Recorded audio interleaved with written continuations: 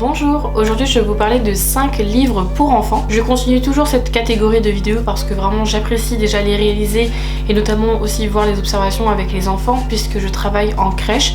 Je suis auxiliaire petite enfance, mais je pense que ça vous devez le savoir parce que je l'explique dans plusieurs de mes vidéos. C'est parti, je vais vous présenter les 5 livres. Le premier que je vous présente c'est Petit loup dit toujours non, qui a été écrit par Oriane Lallemand et Éléonore Tuillier chez l'éditeur Ozu. Alors je trouve que ce livre est vraiment l'idéal pour la période du non chez les enfants. Je trouve ça intéressant de savoir aussi pourquoi les enfants ont une période du non.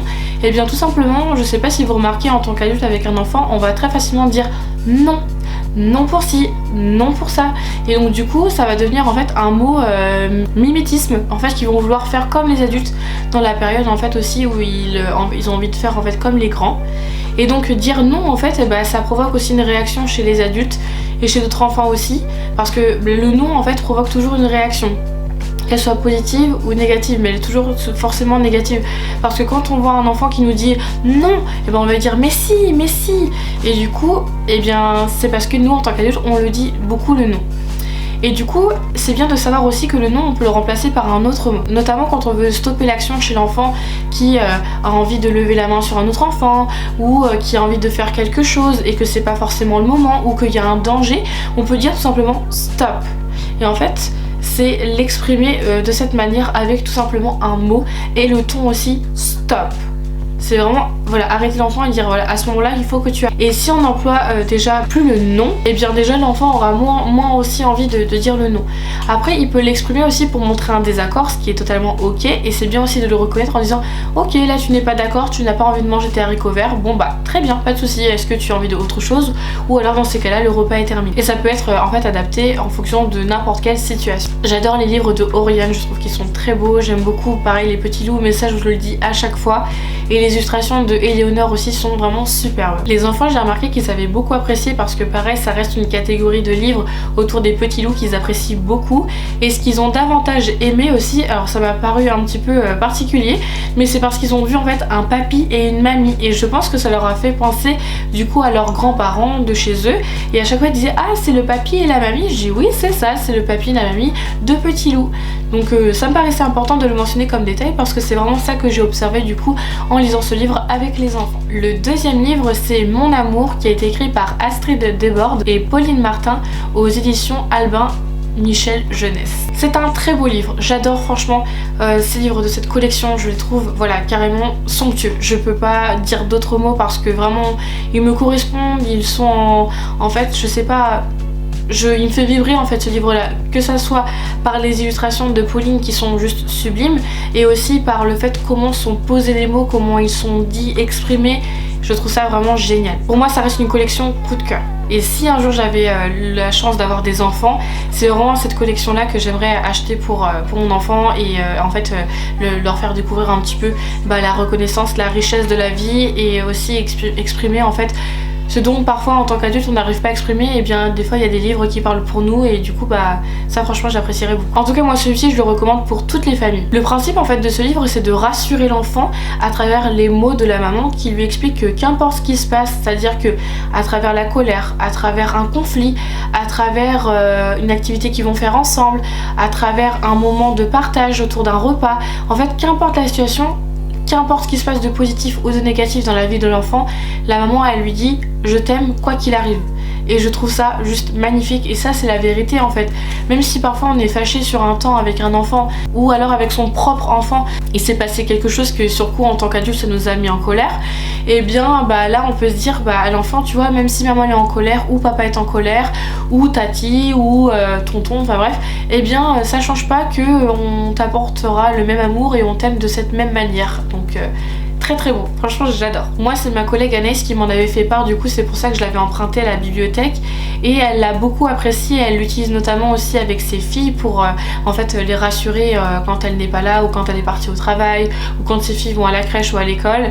Et c'est vrai que depuis que je l'ai emprunté, de toute façon j'ai toujours aimé cette collection de Astrid Desbordes, mais en tout cas là celui-ci particulièrement parce que les mots sont hyper touchants et sont très bien formulés en fait pour que l'enfant puisse comprendre.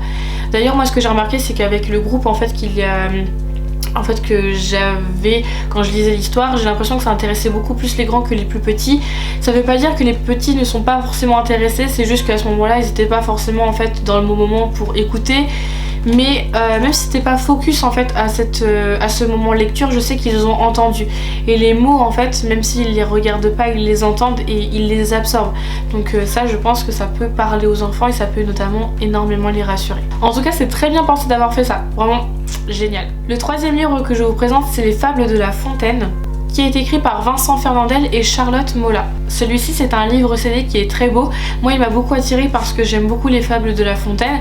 Je pense que lorsque je les ai appris en fait au CP où il fallait en fait vous savez réciter une poésie etc, bah, c'était souvent en fait Jean de La Fontaine qui revenait ou soit d'autres, ou alors d'autres poètes aussi qui sont très importants, mais cela reste en fait ceux que j'apprécie beaucoup.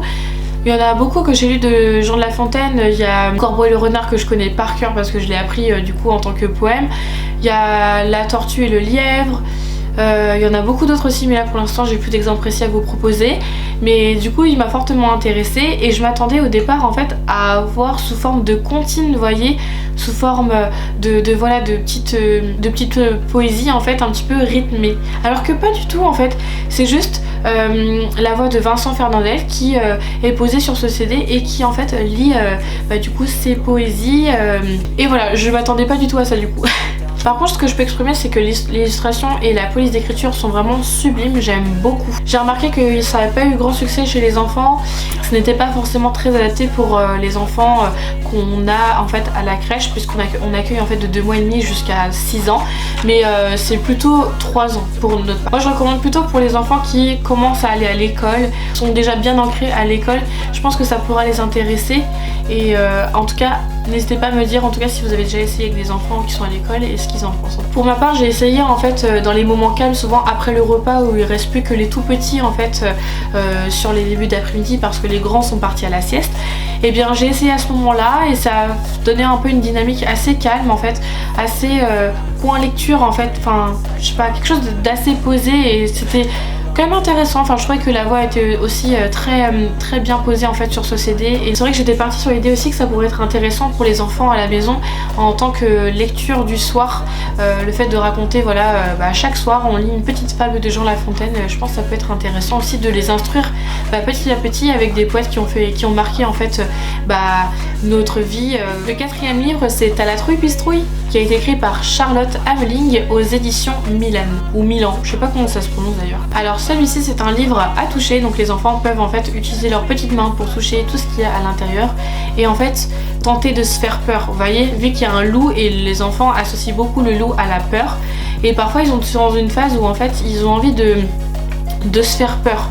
Et ce qui est très important aussi parce que du coup c'est réussir en fait en tant qu'enfant à aller vers cette peur mais aussi réussir à la vaincre en disant je vais y arriver, ça me fait peur mais je sais que voilà il y a du monde autour de moi, je suis rassurée. Ce qui est intéressant aussi c'est que page par page ils peuvent comprendre en fait petit à petit à avoir peur. Ils savent qu'il va se passer quelque chose mais pour l'instant ils s'y attendent pas parce qu'ils sont en fait ancrés dans chaque page à toucher et en fait à la fin ça fait peur et du coup ils ont toujours été en fait plus ou moins surpris et du coup après ils me regardent en mode mais qu'est-ce qui se passe, et du coup le fait de juste poser un sourire nous en tant qu'adultes sur notre visage c'est les rassurer en disant ouais ça fait peur, ça c'est cette émotion que tu as ressentie, c'est la peur mais tout va bien, tu vois, ça c'est un loup qui nous fait peur. Mais je trouve que c'est dommage de...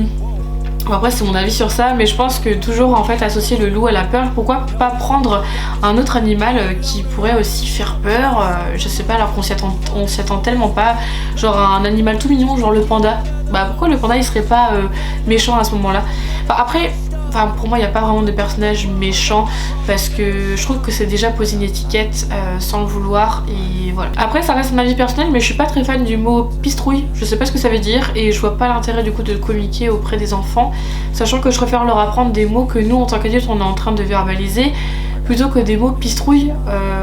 Voilà. Par contre le fait d'avoir mis ce concept en place, donc de toucher et d'allier la peur, je trouve ça vraiment intéressant. Les illustrations aussi sont aussi très jolies et ce que j'ai remarqué du coup avec le groupe d'enfants à laquelle j'ai essayé c'est qu'ils ont rigolé. C'était trop drôle en fait parce que il y en a qui ont eu peur, il y en a qui ont rigolé.